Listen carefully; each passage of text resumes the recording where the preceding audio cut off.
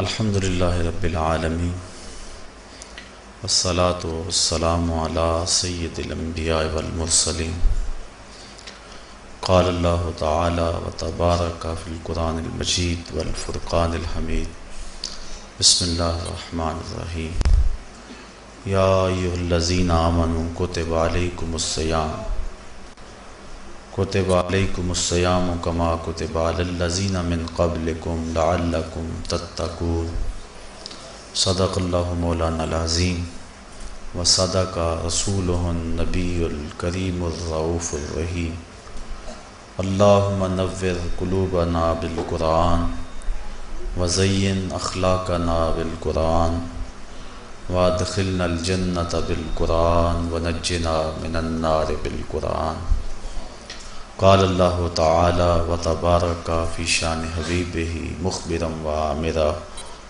ان اللہ وملائکتہ یصلون علی النبی یا ایھا الذین آمنوا صلوا علیہ وسلموا تسلیما صلاۃ والسلام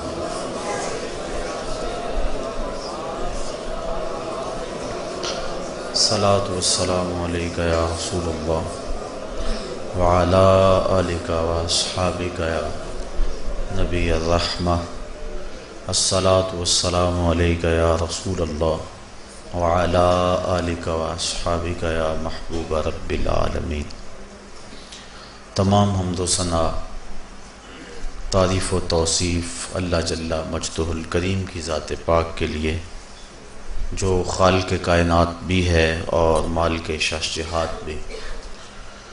اللہ جل وعلا کی حمد و ثنا کے بعد حضور نبی اکرم شفیع امم رسول محتشم نبی مکرم شفیع معظم اللہ کے پیارے امت کے سہارے رب کے محبوب دانائے غیوب مالک رقاب امم فخر عرب و عجم والی کون و مکان سیاہ لا مکان سید انس و جاں سرور لالا رخاں نیر تاباں سرنشین مہوشاں ماہ خوباں شہنشاہ حسینہ تتمہ دوراں سر خیل زہرہ جمالاں جلوہ صبح ازل نور ذات لم یزل باعث تکوین عالم فخر آدم و بنی آدم نیر بطحا رازدار ما اوہا شاہد ما طغا صاحب علم نشرہ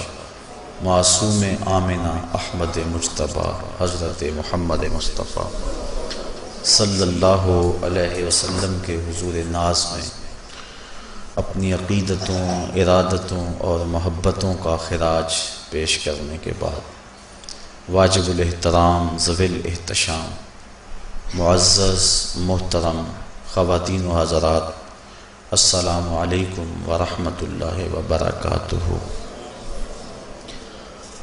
آج کی اس نشست میں روزہ اور اس کے ثمرات کے حوالے سے کچھ گفتگو آپ کے گوش گزار کروں گا۔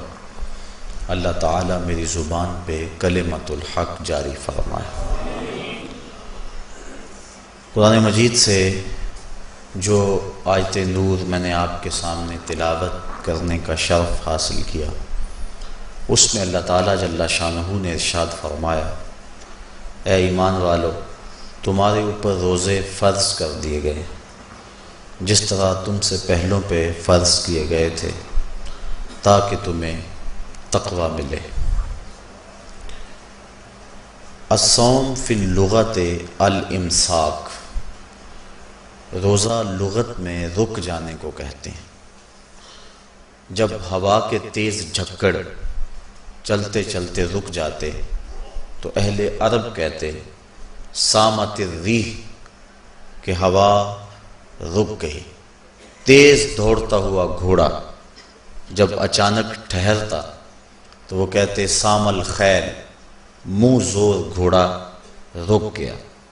تو روزے کو بھی روزہ اس لیے کہا جاتا ہے کہ نفس کا سرکش اور منہ زور گھوڑا رمضان میں رک جاتا ہے، اور جو اللہ کے حکموں کو ڈٹائی سے توڑتے ہیں رمضان میں ان کے سر بھی سجدوں میں دیکھیں۔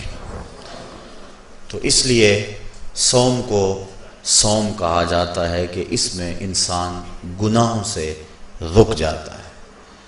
شریعت اسلامیہ میں طلوع فجر ثانی سے غروب آفتاب تک اکل و شرب اور جماع سے کستن رکے رہنے کو روزہ کہا جاتا ہے۔ روزے کی تاریخ کے حوالے سے علامہ اسماعیل حقی علیہ رحمہ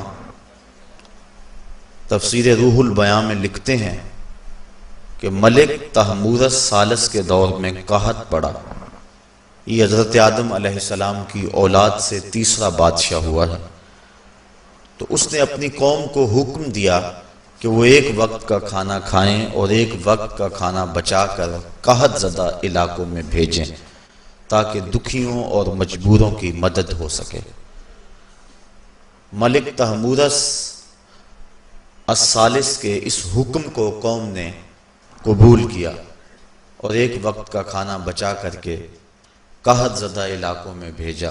اس قوم کی یہ ادا اللہ کو پسند آ گئی تو اللہ نے اس کو عبادت قرار دے دیا۔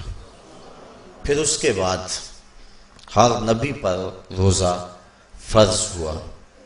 کما کتب علی الذین من قبلکم، اس پہ شاہد عادل ہے۔ حضور علیہ السلام فرضیت روزہ سے قبل ایام 20 کے روزے رکھا کرتے تھے۔ ہر ماہ کی 13، 14 اور 15 تاریخ کو قمری تقویم کے حساب سے جو روزے رکھے جاتے ہیں ان کو ایام 20 کے روزے کہا جاتا ہے۔ لیکن اس کے بعد پھر عاشورہ کا روزہ حضور نے معمول بنایا اور اس کو کسی صورت بھی حضور اور صحابہ ترک نہیں کرتے تھے۔ فصام رسول اللہ وامر بصیامہ، حضور نے خود بھی روزہ رکھا اور صحابہ کو بھی حکم دیا کہ یہ روزہ رکھیں۔ لیکن جب سن 2 ہجری کو واقعہ بدر سے ایک مہینہ قبل 17 شعبان المعظم کو جب روزہ فرض کیا گیا تو پھر حکم دے دیا گیا۔ حضرت عائشہ صدیقہ رضی اللہ تعالی عنہا سے روایت ہے کہ فرمایا اب جس کا جی چاہے عاشورے کا روزہ رکھے اور جس کا جی چاہے ترک کر دے، لیکن اس سے قبل وہ روزہ رکھنا امت پر ضروری تھا۔ اب ایام معدودہ یعنی گنتی کے دن، اور وہ 29 یا 30 دن ہیں، ان کے روزے امت پر فرض کر دیے گئے۔ سن 2 ہجری میں روزہ فرض ہوا۔ حضور نے 11 ہجری کو رمضان سے قبل ہی ربیع الاول شریف کے مہینے میں انتقال فرمایا۔ اس طرح حضور علیہ السلام کی زندگی میں کل 9 رمضان آئے، 2 ہجری کو شامل کر کے 9 رمضان زندگی میں کل آئے، جس میں 2 رمضان 30 کے تھے اور باقی 7 رمضان 29 کے تھے۔ اور یہ بات ذہن میں رہے کہ روزے 29 ہوں یا 30 ہوں، اللہ ثواب 30 کا ہی عطا فرماتا۔ جس طرح کوئی شخص بھول کر کھا لے تو حدیث میں آتا اس کو اللہ نے کھلایا، اس کو اللہ نے پلایا، تو وہ اس نے کھا بھی لیا، اس نے پی بھی لیا، لیکن اس کا روزہ بھی باقی رہا۔ اس طرح اگر چاند 29 پہ نظر آ جائے تو ثواب اللہ 30 کا ہی عطا فرماتا ہے۔ یہ اس کی کرم نوازی ہے اپنے بندوں پہ۔ تو روزہ ڈھال ہے اور جہنم سے آزادی کا ایک اہم ذریعہ ہے۔ روزہ اللہ اور بندے کے مابین ایک راز ہے۔ روزہ نور ہے، ضیاء اور روشنی ہے، اور آقا کریم صلی اللہ علیہ وآلہ وسلم نے روزے کی فضیلت بیان کرتے ہوئے ارشاد فرمایا کہ ہر شے کی کوئی زکوٰۃ ہوتی ہے، انسان کے جسم کی زکوٰۃ روزہ ہے۔ اگر روزہ رکھے گا تو جسم زکوٰۃ ادا کرے گا۔ جس طرح زکوٰۃ سے مال پاک ہوتا ہے، روزے سے جسم پاک ہو جاتا ہے۔ اور روزہ ویسے بھی انسان کے لیے شفا کا پیام ہے۔ فرمایا کہ سحری کھایا کرو، چونکہ سحری کے کھانے کے اندر بھی اللہ نے برکت رکھی ہے۔ تو یہ ماہ سیام اپنے دامن میں برکتیں لے کر، رحمتیں لے کر نازل ہوتا ہے۔ اس کا پہلا حصہ رحمت، درمیانی حصہ مغفرت اور آخری حصہ جہنم سے آزادی کا مژدہ جاں فضا ہے۔ حدیث میں آتا ہے کہ اللہ نے میری امت کو رمضان المبارک کے روزے کے حوالے سے 5 چیزیں ایسی عطا کی ہیں جو اس سے قبل کسی امت کو نصیب نہیں ہوئی۔ ایک تو یہ کہ رمضان المبارک کے اندر روزہ رکھنے والے کے معدے سے جو بو نکلتی ہے اللہ کو وہ مشک سے زیادہ محبوب ہے۔ دوسری بات کہ جب ماہ سیام آتا ہے تو شیاطین کو جکڑ دیا جاتا ہے۔ تیسری بات کہ روزے دار جب تک روزے میں رہتا ہے فرشتے اس کے لیے مغفرت کی دعائیں کرتے رہتے ہیں۔ اور چوتھی بات، جب ماہ سیام کی آخری رات آتی ہے تو اس کے سارے گناہوں کو بخش دیا جاتا ہے اور اس کو جہنم سے آزادی کا پروانہ مل جاتا ہے۔ بلکہ ایک صحابی نے حضور سے عرض کی کہ آقا کریم، جو یہ جہنم سے آزادی کا پروانہ مومن کو ملتا ہے تو کیا یہ لیلۃ القدر کی رات ہے؟ تو آقا کریم نے فرمایا نہیں، جب مزدور اپنی مزدوری مکمل کرتا ہے، جب اس کی دہاڑی پوری ہو جاتی ہے تو پھر اس کو اس کا مالک کچھ دیتا ہے، تو یہ جو اس کو بخشش اور مغفرت کا مژدہ جاں فضا دیا جاتا ہے یہ اس کی مزدوری ہے۔ اور فرمایا کہ جو لیلۃ القدر کی برکتیں اس کو حاصل ہوتی ہیں یہ اس کے علاوہ ہیں۔ اور یہ اللہ تعالیٰ جل شانہ نے خاص کرم نوازی فرمائی بندہ مومن پر کہ اس کو یہ بابرکت رات عطا فرمائی۔ اور 5ویں فضیلت جو اس کو دی گئی روزہ دار کو، اور حضور سے قبل جو امتوں میں لوگ روزے رکھتے تھے یہ فضیلتیں ان کو نہیں عطا کی گئی۔ جنت کو پورا مومن کے لیے آراستہ و پیراستہ کیا جاتا ہے۔ حضرت ابو ہریرہ رضی اللہ تعالی عنہ سے ایک روایت مروی ہے جس کو امام بخاری اور امام مسلم نے روایت کیا کہ آقا کریم علیہ السلام نے ارشاد فرمایا، قال اللہ عز وجل، اللہ جل شانہ ارشاد فرماتا ہے، کل عمل ابن آدم لہو، ابن آدم کا ہر عمل اسی کے لیے ہے، الا الصوم فانہ لی، ہاں مگر روزہ ہے جو وہ میرے لیے رکھتا ہے، وانا اجزی بہ، اور اس کی جزا میں اسے دوں گا، والصیام جنۃ، اور سیام روزہ ڈھال ہے، فاذا کان یوم صوم احدکم فلا یرفث ولا یصخب، فَإِن صَابَّهُ أَحَدٌ أَوْ قَاتَلَهُ فَلْيَقُلْ إِنِّي صَائِمٌ إِنِّي صَائِمٌ وَالَّذِي نَفْسُ مُحَمَّدٍ بِيَدِهِ لَخُلُوفُ فَمِ الصَّائِمِ أَطْيَبُ عِندَ اللَّهِ مِن رِّيحِ الْمِسْكِ لِلصَّائِمِ فَرْحَتَانِ يَفْرَحُهُمَا إِذَا أَفْطَرَ فَرِحَ بِفِطْرِهِ وَإِذَا لَقِيَ رَبَّهُ فَرِحَ بِصَوْمِهِ۔ تو فرمایا کہ جب کوئی شخص روزہ رکھتا ہے تو اس کا یہ عمل اللہ کے لیے ہے اور اللہ تعالیٰ اس کی جزا دے گا۔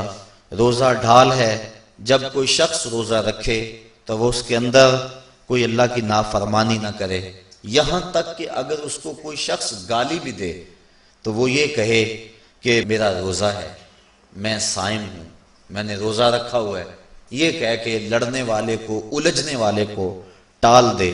حضور نے ارشاد فرمایا، مجھے قسم ہے اس رب کی جس کے قبضے میں محمد کی جان ہے، کہ روزہ دار کے معدے سے جو بو نکلتی ہے اللہ کو وہ مسک یعنی کستوری کی خوشبو سے زیادہ محبوب ہے۔ اور روزہ دار کے لیے 2 خوشیاں ہیں، ایک خوشی اس کو اس وقت ملتی ہے جب وہ روزہ افطار کرتا ہے، اور دوسری خوشی اس کو اس وقت ملتی ہے جب اس روزے کے صلے میں اسے اپنے رب کا دیدار نصیب ہوگا۔ یہ بات ذہن میں رکھیں کہ اس دنیا پر سب سے بڑی دولت جو حضرت انسان کو دی گئی ہے وہ دولت ایمان ہے، اور قیامت کے دن سب سے بڑی دولت جو اہل ایمان کو دی جائے گی وہ اللہ تعالیٰ کا دیدار ہوگا۔ جنت کے حور و قصور، جنت کے محلات، جنت کی عالی نصب نعمتیں دنیا کی کوئی دولت اور دنیا کی کوئی نعمت جنت کی کسی نعمت کا مقابلہ نہیں کر سکتی، لیکن جنت والے جنت میں جا کر جس نعمت کو سب سے بڑا سمجھیں گے، اور وہ ہوگی بھی حقیقت میں سب سے بڑی نعمت، ایسی نعمت کہ اس نعمت کے ملنے پہ باقی ساری نعمتوں کو بھول جائیں گے، وہ یہ ہے کہ رب اپنے رخ کرم سے پردہ ہٹا دے گا اور ان کو اپنا دیدار عطا فرما دے گا۔ تو یہ سب سے بڑی دولت جو مومن کو آخرت میں نصیب ہوگی، یہ روزے کے صلے میں نصیب ہوگی۔ یہ روزے کا وہ ثمر ہے، یہ روزے کا وہ پھل ہے جو اللہ اہل ایمان کو قیامت کے دن عطا فرمائے گا۔ عاجزی بہی کا معنی ہے کہ اس کی میں جزا دوں گا۔ ایک روایت میں آتا ہے کہ جو اعمال ہیں وہ 7 طرح کے ہیں۔ 2 اعمال ایسے ہیں کہ جو واجب کرتے ہیں، 2 اعمال ایسے ہیں کہ جن کی جزا ان کی مثل ہے، اور ایک عمل ایسا ہے کہ جس کی جزا 10 گنا ہے، اور ایک عمل ایسا ہے کہ جس کی جزا 700 گنا ہے، اور ایک عمل ایسا ہے جس کی جزا بے حساب ہے۔ فرمایا کہ وہ 2 عمل جو واجب کرتے ہیں وہ یہ کہ اگر کسی شخص نے اللہ کی عبادت کی اور اس کے ساتھ کسی کو شریک نہ ٹھہرایا تو وہ جنت کو یہ اعمال واجب کر دیتے ہیں، یعنی اس کو جنت کا ملنا لازم ہے، ضروری ہے، واجب ہے اس کے لیے۔ اور دوسرا وہ شخص جس نے اپنے رب کے حکموں کو توڑا یہاں تک کہ اس کے ساتھ کسی کو شریک ٹھہرایا، اس کے اوپر جہنم واجب ہے۔ اور 2 وہ عمل جن کی جزا ان کی مثل ملے گی، ایک وہ گناہ جو اس نے کیا تو اس کی سزا اس کی مثل دی جائے گی، اور دوسری وہ نیکی جو اس نے کی نہیں ہے لیکن اس کا عزم کیا تھا تو اس کو بھی ایک نیکی کا ثواب دے دیا جائے گا۔ ایک عمل وہ ہے جس کے بدلے کے اندر 10 گنا اس کو اجر دیا جاتا ہے، اور فرمایا اس سے اس کے نیک اعمال مراد ہیں۔ اور فرمایا کہ جو اس کا چھٹا عمل ہے وہ ایسا ہے جس کے بدلے کے اندر اس کو 700 گنا اجر دیا جاتا ہے، اور وہ راہ خدا میں اس کا صدقہ کرنا ہے۔ اور فرمایا ایک عمل ایسا ہے جس کی جزا کا دنیا پر کوئی حساب ہی نہیں ہے، اور وہ بندے کا اللہ کے حضور اپنے روزے کے ساتھ پیش ہونا ہے۔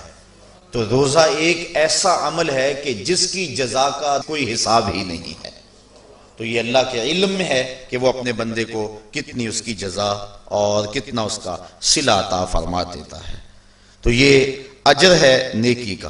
اور آقا کریم علیہ السلام نے ارشاد فرمایا روزہ ڈھال ہے اور جہنم سے بچنے کا ایک مضبوط قلعہ ہے۔ روزے کے من جملہ ثمرات میں سے ایک ثمرہ مرتبہ احسان کا حاصل ہونا ہے۔ مرتبہ احسان کیا ہے؟ اس پہ حدیث جبریل میں آپ کے سامنے رکھنا چاہوں گا، جس کو امام بخاری نے اور دیگر ائمہ احادیث نے ذکر کیا ہے۔ مسجد نبوی کا ماحول تھا، مدینہ شریف کی فضائیں تھیں، صحابہ حضور کی صحبت میں جلوہ فراز تھے، نور بٹ رہا تھا، اجالے اتر رہے تھے، صحابہ کے من روشنی سے مالا مال تھے کہ حضرت عمر فاروق رضی اللہ تعالی عنہ فرماتے ہیں کہ ایک شخص آیا جس کی گھنی سیاہ داڑھی تھی اور اس کا سفید لباس تھا۔ ہم میں سے اسے کوئی جانتا بھی نہیں تھا، لیکن اپنے وجود کی تر و تازگی کی وجہ سے وہ مسافر بھی دکھائی نہیں دیتا تھا۔ چونکہ مسافر ہوتا تو آثار سفر اس کے بدن سے ظاہر ہوتے، لگتا تھا جس طرح یہی کسی گلی سے نکل کے آیا ہے، لیکن چونکہ وہ وہاں کا رہنے والا نہیں تھا، ہم میں سے اسے کوئی پہچانتا بھی نہیں تھا۔ اب وہ حضور کی خدمت میں آیا، فَأَسْنَدَ رُكْبَتَيْهِ إِلَىٰ رُكْبَتَيْهِ، اور اپنے گھٹنوں کو جوڑ کر حضور کے گھٹنوں کے ساتھ ملا کر بیٹھ گیا، اور حضور علیہ السلام سے عرض کرتا ہے کہ حضور مجھے خبر دیجئے کہ ایمان کیا ہے۔ حضور نے ارشاد فرمایا ایمان یہ ہے کہ تو اللہ پر ایمان لائے، اس کے رسول پر ایمان لائے، پچھلی کتابوں پہ ایمان لائے، اچھی بری تقدیر پہ ایمان لائے، فرشتوں پہ ایمان لائے، بتایا حضور نے۔ تو اس نے کہا صدقتا، آپ نے سچ کہا۔ کہتے ہیں ہمیں بڑا تعجب ہوا کہ خود ہی سوال کرتا ہے اور خود ہی تائید کر دیتا ہے۔ پھر کہنے لگا اسلام کیا ہے؟ تو حضور علیہ السلام نے فرمایا اسلام یہ ہے کہ تو نماز پڑھے، روزہ رکھے، حج کرے، زکوٰۃ ادا کرے، اراکین اسلام اس کو بیان کیے۔ کہنے لگا آپ نے سچ کہا۔ کہتے ہمیں پھر تعجب ہوا کہ خود ہی ایک بات کہہ رہا ہے اور خود ہی پھر اس کی تصدیق کر رہا ہے۔ کہتے پھر وہ پوچھتا ہے مل احسان، حضور احسان کیا ہے؟ تو حضور علیہ السلام نے جواباً فرمایا ان تعبد ربک کأنک تراہ، احسان یہ ہے کہ تو اللہ کی عبادت اس طرح کرے کہ گویا تو اسے دیکھ رہا ہے، اور اگر یہ کیفیت تجھے نصیب نہیں ہوتی تو کم از کم یہ کیفیت نصیب ہو جائے کہ وہ تجھے دیکھ رہا ہے۔ تو وہ کہنے لگا ہاں آپ نے سچ کہا۔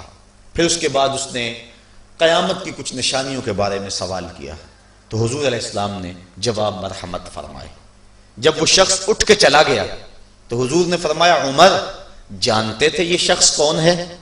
کہا اللہ و رسولہ عالم، اللہ اور اس کا رسول خوب جانتا ہے۔ فرمایا ھذا جبریل، یہ جبریل امین تھا اور تمہیں تمہارا سکھانے کے لیے آیا تھا۔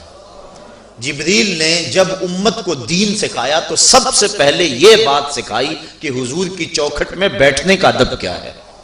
دونوں گھٹنے بچھا کر وہ اس طرح حضور کی چوکھٹ میں ادب کے ساتھ بیٹھا، اور اس کے بعد حضور سے اس نے سوالات کیے۔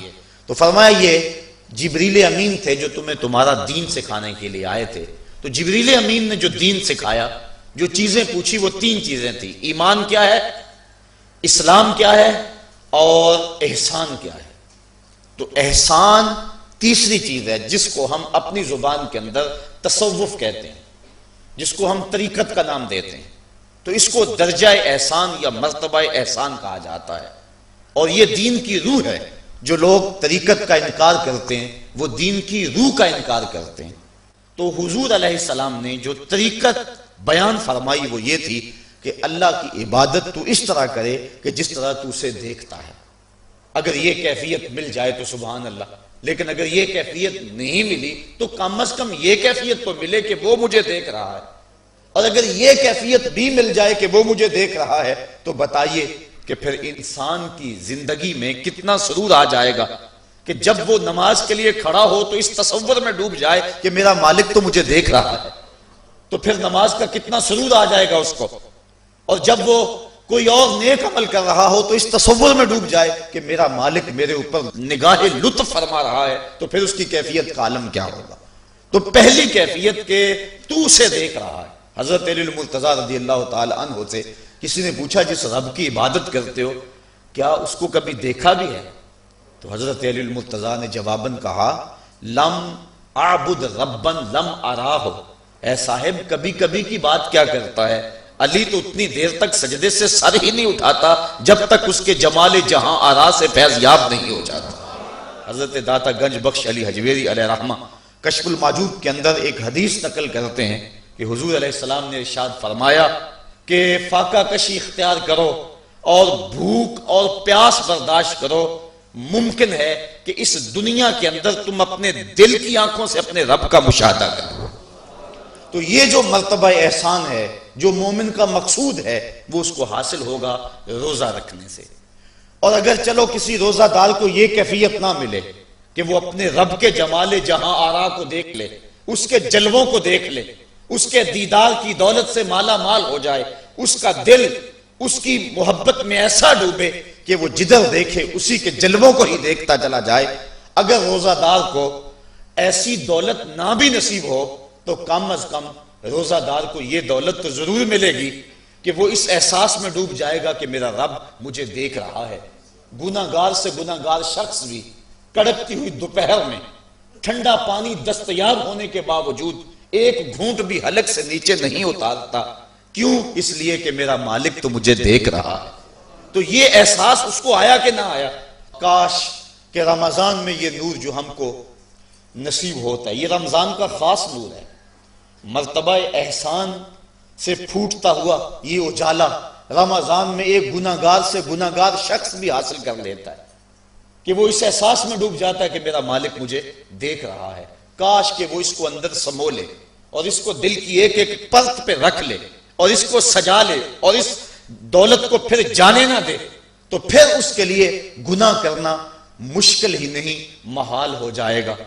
اس احساس سے پانی نہیں پیتا کہ میرا اللہ مجھے دیکھ رہا ہے, تو کیا مجھے یہ بتاؤ کہ جب وہ دکان پہ بیٹھ کے ڈنڈی مارتا ہے کہ اللہ اس وقت نہیں دیکھتا؟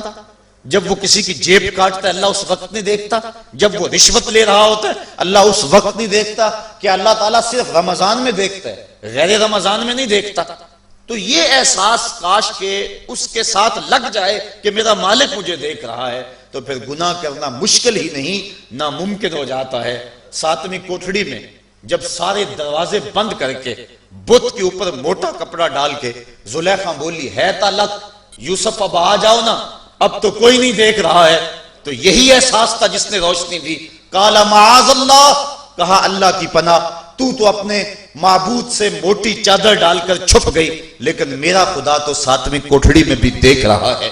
پھر اتنی روشنی برسی, اتنے اجالے اترے کہ گناہ کیا, گناہ کا تصور بھی محال ہو گیا. تو یہ یقین, یہ اذعان کہ میرا مالک مجھ کو دیکھ رہا ہے, انسان کے لیے گناہ کو مشکل ہی نہیں ناممکن بنا دیتا ہے. اور میرے اور آپ کے آقا و مولا نے فرمایا سبعۃ یظلھم اللہ تعالی فی ظلہ یوم لا ظل الا ظلہ, امام عادل وشاب نشا فی عبادت اللہ ورجل قلبہ معلق بالمساجد ورجل دعته امرأة ذات منصب وجمال فقال انی اخاف اللہ ورجلان تحابا فی اللہ اجتمع علیہ وتفرقا الیہ ورجل تصدق بصدقة فأخفاها حتى لا تعلم شماله ما تنفق يمينه ورجل ذكر الله خاليا ففاضت عيناه او كما قال. حضور ارشاد فرماتے ہیں کل قیامت کے دن جب کوئی سایہ نہیں ہوگا, 7 اشخاص ایسے ہیں اللہ تعالیٰ جنہیں اپنے عرش کا ٹھنڈا سایہ نصیب فرمائے گا.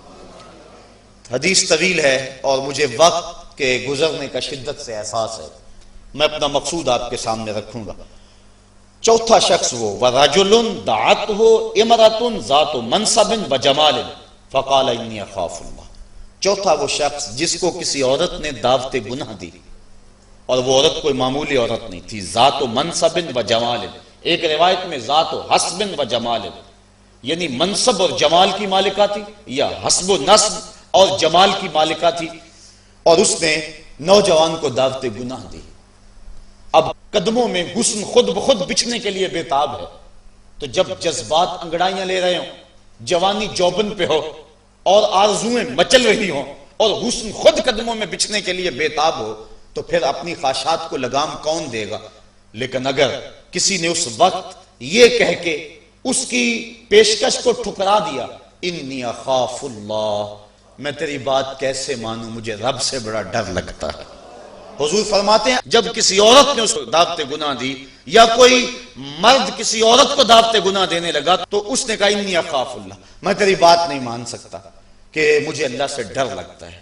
حضور فرماتے ہیں کل قیامت کے دن جب سورج سوا میل پہ ہوگا اور زمین تانبے کی ہوگی, لوگ پسینے میں شرابور ہوں گے, اللہ پورے قہر و غضب اور جلال میں ہوگا, لوگ برہنہ اٹھائے جائیں گے, پسینے سے شرابور ہوں گے, ندامت ان کے چہرے پہ چڑھی ہوئی ہوگی. لیکن 7 اشخاص میں سے ایک شخص یہ ہے کہ قیامت کے دن جب کوئی سایہ نہیں ہوگا, اللہ اسے اپنے عرش کا ٹھنڈا سایہ نصیب فرما دے گا.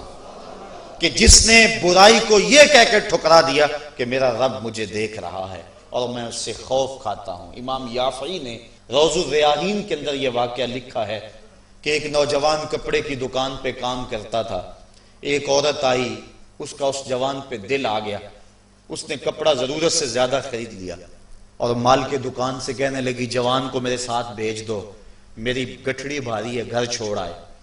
مال کے دکان اس کی نیت سے آگاہ نہ ہو سکا, اس نے نوجوان کو ساتھ بھیج دیا. جب وہ اس کو گھر لے گئی, اندر داخل کر کے دروازہ بند کر لیا اور دعوت گناہ دینے لگی. اس نوجوان نے کہا انی اخاف اللہ, میں اللہ سے ڈرتا ہوں. لیکن وہ ڈرتا تھا, وہ تو نہیں ڈرتی تھی. اس نے ہر قسم کا ڈورا پھینکا, ہر جتن کیا, ہر ہیلا آزمایا, لیکن وہ نوجوان قابو نہ چڑھا. چونکہ وہ صرف حسین ہی نہیں اللہ کا ولی بھی تھا، صرف اس کا چہرہ ہی روشن نہیں تھا، اس کے من میں بھی اجالے تھے، اور اس نے بڑی کوشش کی لیکن نور کو رسیوں میں جکڑا تو نہیں جا سکتا۔ خیر اس نوجوان کے دل میں آیا کہ یہ شیطان کا خطرناک روپ ہے، کہیں ایسا نہ ہو کہ میں اس کے پنجے میں پھنس جاؤں۔ اس نے ایک بہانہ کیا اور باتھ روم میں چلا گیا، جو پخانہ کیا اس کو اپنے بدن پہ مل لیا اور اسی حالت میں باہر آ گیا۔ جب اس عورت نے دیکھا اس کا نشہ حرن ہو گیا، دروازہ کھول دیا، اس نے کہا یہ تو کوئی مجنون ہے، یہ تو کوئی پاگل ہے۔ اس نے دل ہی دل میں اللہ کا شکر ادا کیا کہ میرا بدن گندا ہو گیا، میرا من تو ستھرا رہا۔ کائنات کا سب سے حسین چہرہ وہ ہے جو جنسی کالک سے محفوظ ہو۔ تو وہ باہر گیا اور باہر ایک چشمہ ابل رہا تھا، وہاں جا کے اس نے غسل کیا۔ امام یافعی لکھتے ہیں جب تک وہ زندہ رہا اس کے جسم سے مشک و عنبر کی خوشبو آیا کرتی تھی، اور جب وہ مر گیا لوگوں نے اس کو دفن کر دیا، یہ خوشبو اس کی قبر کی مٹی سے بھی آیا کرتی تھی۔ تو جو اللہ سے ڈرا کہ میرا مالک مجھے دیکھ رہا ہے تو اللہ تعالیٰ اس کی کیسی ناز برداریاں فرماتا ہے، اس کے اوپر کتنے کرم اس کے اترتے ہیں۔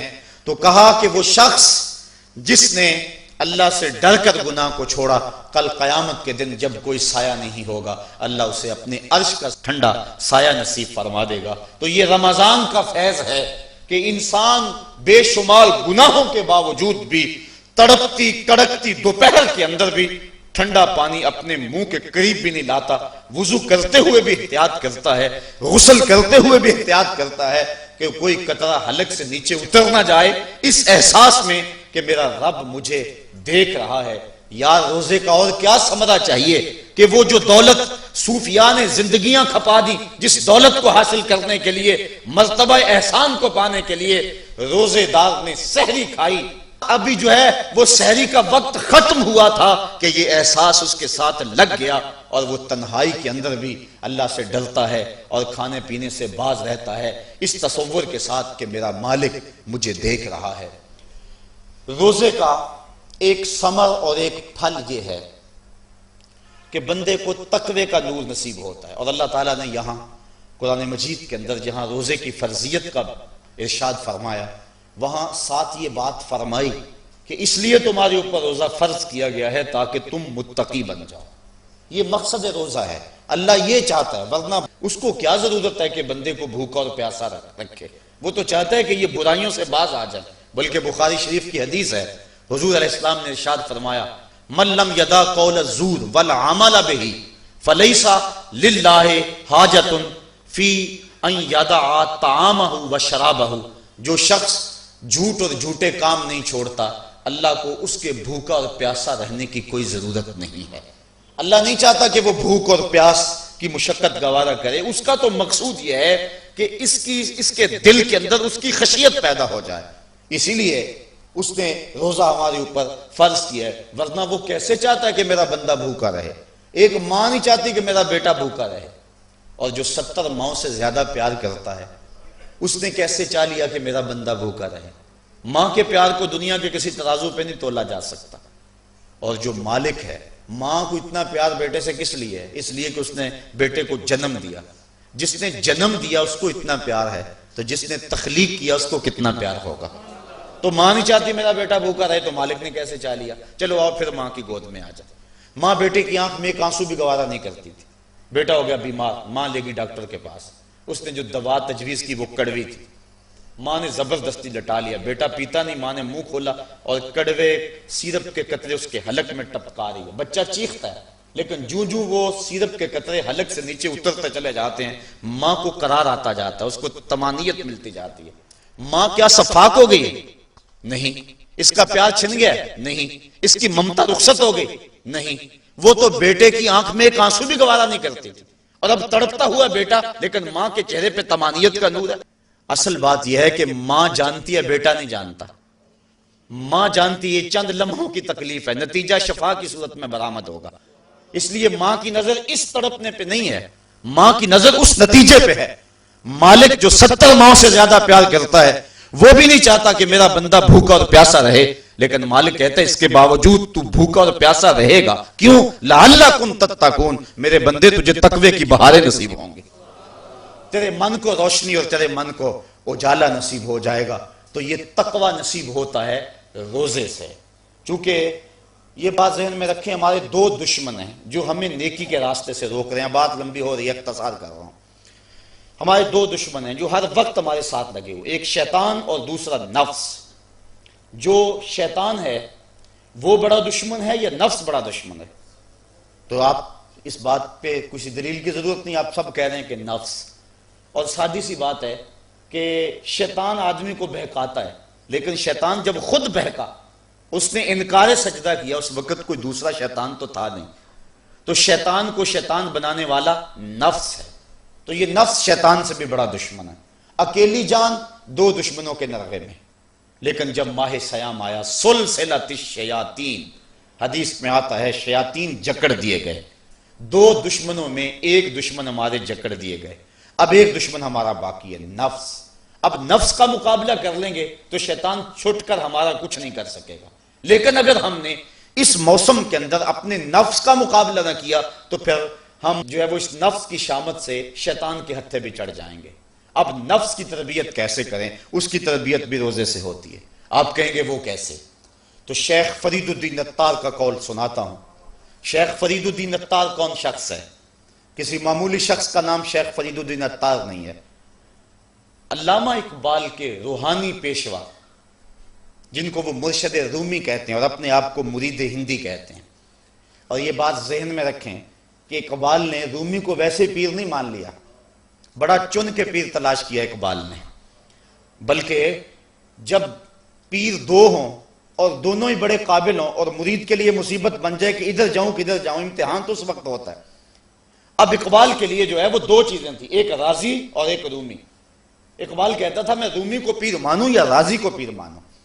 چونکہ راضی استدلال کا شہنشاہ ہے اور اقبال فلسفے کا امام ہے. فلسفی کا مزاج یہی چاہتا ہے کہ جو استدلال کا بادشاہ ہو اس کو اپنا شیخ مانا جائے. لیکن جو رومی ہے وہ دل کا شہنشاہ ہے.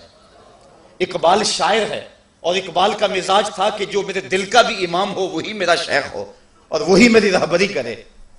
تو اقبال جو ہے وہ الجھا رہا اس معاملے میں، کیا کروں؟ وہ خود کہتا ہے اسی کشمکش میں گزری میری زندگی کی راتیں، کبھی سوز و ساز رومی کبھی پیچ و تاب راضی.